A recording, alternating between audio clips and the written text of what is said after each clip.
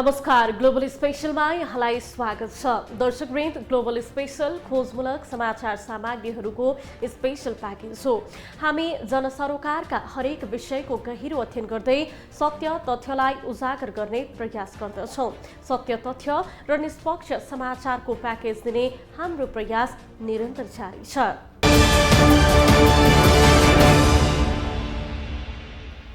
दर्शकवृन्द, स्थानीय तह निर्वाचनमा केही स्थानको अन्तिम मत परिणाम आइसकेको छ भने अधिकांश स्थानमा मतगणना गरिने क्रम जारी नै छ। विशेष गरी 5 दलीय गठबन्धनले अग्रता लिइरहेको छ। चुनावमा नेपाली कांग्रेसले यति बेला लिड गरिरहेको छ। निर्वाचन आयोगले पूर्व निर्धारित योजना अनुसार मतगणना कार्य सम्पन्न नहुने निष्कर्ष निकालेको छ। आयोगले सबै स्थानीय तहको मतगणना जेठ 5 गते अघि नै सम्पन्न गर्ने योजना बनाएपछि यो अनुसार गणना सम्पन्न नहुने निष्कर्ष निकालेको हो। सामान्य मानवीय त्रुटिका विषयलाई अनावश्यक रूपमा उचाली विवादको विषय बनाएर मतगणना रोक्ने, नाराबाजी गर्ने कार्य भएको भन्दै मतगणनामा ढिलाइ भएको आयोगले जनाएको छ। आज हामी यिनै विषयवस्तुलाई नै प्रस्तुत गर्नेछौँ।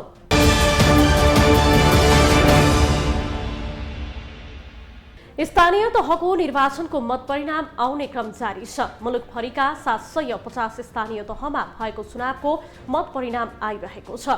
मत परिणाम आइरहँदा गठबन्धनका केही दलका नेता कार्यकर्ता भने असन्तुष्ट देखिएका छन्।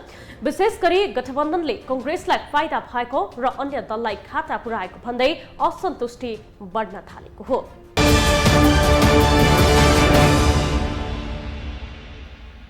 स्थानीय तहको निर्वाचनमा केही स्थानको अन्तिम मत परिणाम आइसकेको छ भने अधिकांश स्थानमा मतगणना जारी छ। प्रारम्भिक परिणाम अनुसार देशभर 5 दलीय गठबन्धनले अग्रता लिइरहेको देखिएको छ। परिणाम अनुसार नेपाली कांग्रेसले धेरै स्थानमा लिड गरिरहेको छ।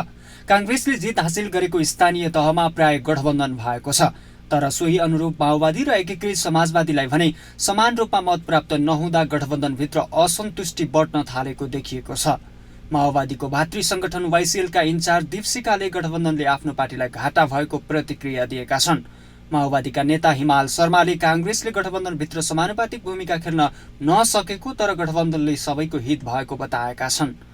नेपाली कांग्रेसमा एउटा चाहिँ संस्थागत हिसाबले पनि उहाँहरूले चाहिँ कतिपय ठाउँमा निर्णय गर्न नसक्नु र अलिकति उहाँहरूको अलिकति गुट बगुटको चाहिँ किचलो पनि बढी, उम्मेदवार छनौट गर्न पनि लास्टसम्म लाग्ने आदि इत्यादिले गर्दाखेरि पनि अलिकति उहाँहरूले आफ्नो पंक्तिमा चाहिने मतदाता शिक्षामा कमी ल्याउनु भयो भन्ने मैले चाहिँ महसुस गरेको छु। स्थानीय तहको निर्वाचनमा दलहरूले प्राप्त गरेको मत, सुरुवाती अग्रता र केहीको अन्तिम नतिजाले कांग्रेसलाई गठबन्धन गर्दा फाइदा भएको देखिएको छ। सुरुवाती अग्रता हेर्दा कांग्रेसलाई एकीकृत समाजवादी र माओवादीले मत दिएको भए पनि कांग्रेसले भने उनीहरूलाई मत नदिएको देखिएको छ। राजनीतिक विश्लेषकले समेत गठबन्धनका कारण तुलनात्मक रूपमा कांग्रेसलाई बढी फाइदा भएको स्वीकार गरेका छन्। त्यस्तो अन्तर्घात भन्न मिल्दैन। के छ भने नेपाली कांग्रेसको भोटर भनेको चाहिँ डेमोक्रेटिक भोटर हो। कांग्रेसै उम्मेदवार दिँदाखेरि त सम्पूर्ण भोटरलाई एक ठाउँ इकट्ठा गर्न नसक्ने र कार्यकर्तालाई इकट्ठा गर्न नसकेको कांग्रेसको इतिहास छ। त्यसकारण अर्को पार्टीको पक्षमा कांग्रेसको 100% भोट प्रयोग हुन सक्ने सम्भावना थिए। कांग्रेसलाई को पक्षमा अरू पार्टीहरू जुन छन् अहिलेको गठबन्धनका, उनीहरूले चाहिँ थोरै भोट दिए पनि कांग्रेसले जितिहाल्ने परिस्थिति रह्यो। अब कांग्रेसको धेरै भोट भएको हुनाले उनीहरूको थोरै भोटको पक्षमा धेरै भोट पुरै ट्रान्सफर हुन चाहिँ असम्भव जस्तो देखियो। नेकपा एमाले विभाजन भएको र सत्ता गठबन्धनका बीचमा चुनावी तालमेल समेत भएका कारण समेत कांग्रेसले धेरै स्थानमा अग्रता कायम गरेको देखिएको छ। तर देशका सबै स्थानीय तहमा चुनावी तालमेल नभएका कारण कांग्रेस आफ्नै बलबुतामा अग्रता कायम गरिरहेको दाबी नेताहरूले गरिरहेका छन्। ग्लोबल टेलिभिजनका लागि क्यामेरामा विजय ठकुराटी, वेद श्रेष्ठका साथमा विनोद विक्रम भण्डारी, काठमाडौँ।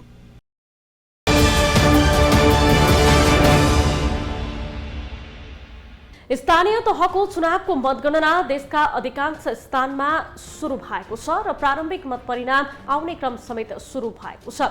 केही स्थानीय तहको परिणाम सार्वजनिक हुँदा समेत अहिले विभिन्न असन्तुष्टि देखिन थालेको छ। तर ठूला शहरमा भने स्वतन्त्रतर्फका उम्मेदवारले लिड गरिरहेका छन्। 2074 सालको स्थानीय चुनावमा देशैभरबाट झण्डै 6000 स्वतन्त्र उम्मेदवारले मनोनयन दर्ता गरेका थिए, जसमध्ये 233 जना स्वतन्त्र उम्मेदवार निर्वाचित भएका थिए।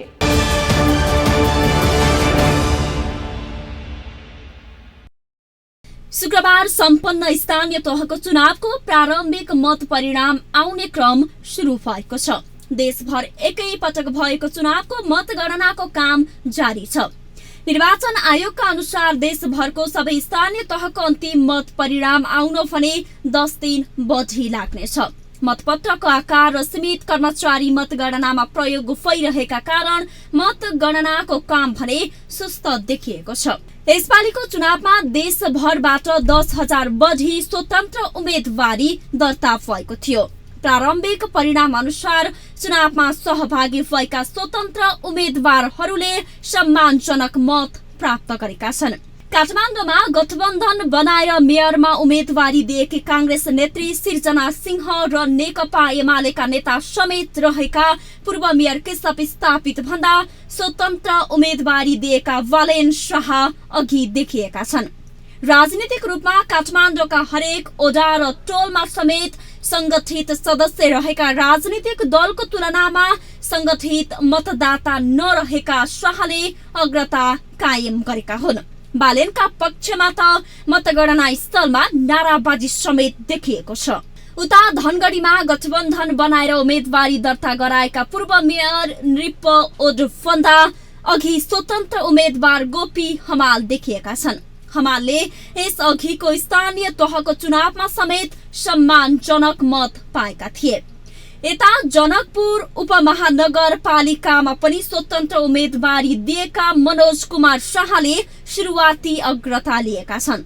शाहले गठबन्धनका उम्मेदवार लालकिशोर शाह भन्दा बढी मत ल्याएका हुन्। जनता समाजवादी पार्टीबाट उम्मेदवारी दिएका लालकिशोर शाह निवर्तमान मेयर हुन्। पोखरामा स्वतन्त्र उम्मेदवारी दिएका गणेश पौडेलको पनि मत सम्मानजनक नै देखिएको छ। प्रारम्भिक परिणाम अनुसार धुलीखेलमा समेत स्वतन्त्र उम्मेदवार विदुर बहादुर बस्नेतले समेत अग्रता लिएका छन्। उनले निवर्तमान मेयर समेत रहेका एमाले नेता अशोक कुमार ब्यान्जुसँग प्रतिस्पर्धा भइरहेको छ। त्यस्तै महोत्तरीको बर्दिवास नगरपालिकामा स्वतन्त्र उम्मेदवारी दिएका प्रहलाद कुमार छेत्रीले सुरुवाती अग्रता लिएका थिए। जुम्लाको एकमात्र नगरपालिका चन्दनाथमा पनि स्वतन्त्र उम्मेदवारले सुरुवाती रूपमा फराकिलो अग्रता लिएका थिए। अघिल्लो स्थानीय तहको चुनावमा देशभरबाट 5,000 बढी स्वतन्त्र उम्मेदवार रहेकोमा यसपालि भने 10,000 बढीले स्वतन्त्र उम्मेदवारी दर्ता गराएका छन् र राजनीतिक दलप्रति बढ्दो वितृष्णा देखिएको स्वतन्त्र उम्मेदवारी दर्ता गर्ने लहर नै चलेको भए पनि अघिल्लो स्थानीय तहको चुनावमा भने कमै मात्रै उम्मेदवार विजयी भएका थिए।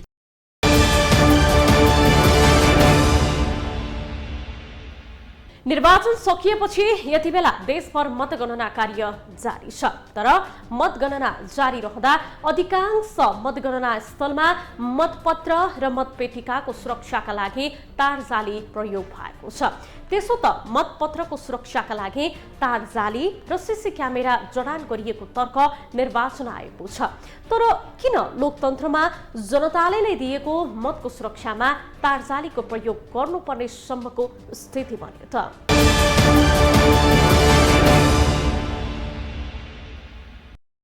लोकतन्त्रको हुर्मत लिँदै यसपटकको स्थानीय तहको निर्वाचनमा देशका अधिकांश मतगणना स्थल मतपत्र र मतपेटिकाको सुरक्षाका लागि तारजाली प्रयोग भएको छ। निर्वाचन आफैमा सुन्दरता हो लोकतन्त्रको, तर त्यसलाई पनि क्रूप पार्ने तरिकाले पछिल्लो समय नेपालमा मतगणना स्थलमा तारजाली प्रयोग गरियो, जसले खासै राम्रो सन्देश राष्ट्रिय स्तरमा मात्र नभएर अन्तर्राष्ट्रिय स्तरमा नगएको विज्ञहरूको जिकिर छ। निर्वाचन सकिएपछि यति बेला देशभर मतगणना कार्य जारी छ। त्यसो त मतपत्रको सुरक्षाका लागि तारजाली र सीसी क्यामेराको जडान गरिएको तर्क आयोगको छ। तर लोकतन्त्रमा जनताले नै दिएको मतको सुरक्षा किन गर्नुपर्छ? गम्भीर प्रश्न भने जन्मिएको छ। मतदान अधिकृत यो हाम्रा सेक्युरिटीलाई जुन किसिमले ओरिएन्टेसन हुनुपर्ने हो गर्नुपर्ने र हाम्रा राजनीतिक दलहरू र निर्वाचन आयोगको बिचमा जुन संवाद हुनुपर्ने हो र नागरिक समाज र दल र नेताहरूका जुन संवाद हुनुपर्ने हो, नागरिक समाज र मिडिया पनि पर्छ। हेर्नुहोस् है, तपाईँ नागरिक समाजभन्दा बाहिर होइन, हाम्रो नागरिक समाजको भोइस भनेकै तपाईँहरू हो। हेर्नुहोस् है, चोइस पो जनताको है। यसैले गर्दाखेरि यो हामी सबैको कलेक्टिभ विल, कलेक्टिभ एफोर्ट, एउटा समग्र एफोर्ट र समग्र प्रयास ले मात्रै हुन्छ। त्यसो त तारजाली र सीसी क्यामेरा जडान गरिनुको भने खास कारण छ। त्यो हो स्थानीय तह 2074 मा भएको मतपत्र च्यातिएको घटना। भरतपुर चितवनमा माओवादी कार्यकर्ताले त्यसबेला मतपत्र च्यातेका थिए। यसपटक पनि त्यस्तो घटना नदोहोरियोस् भन्नका लागि आयोगले त्यसको सुरक्षा गरेको हो। विज्ञहरूका अनुसार नेपालमा हुने निर्वाचन विश्वभर हुने निर्वाचन भन्दा सुन्दर हो, जहाँ सबै क्षेत्र, वर्ग, समुदायबाट प्रतिनिधित्व मात्र गर्दैनन्, नेतृत्वदायी भूमिकामा पनि पुग्ने गरेका छन्। तर त्यही निर्वाचनको धज्जी उडाउँदै भएको तारजाली प्रयोगले व्यवस्थापनमा प्रश्न मात्र उठेको छैन, व्यवस्था विरोधीहरूलाई सलबलाउने मौका पनि दिने देखिन्छ। ग्लोबल टेलिभिजनका लागि क्यामेरामा कवीर सिंह ठकुरीका साथमा कविन्द्र तिमोल सिन्हा, काठमाडौँ।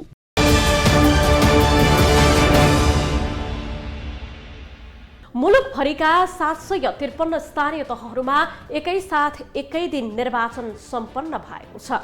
कतिपय स्थानको त परिणाम आइसकेको छ भने अन्यत्र मतगणना भइरहेको छ।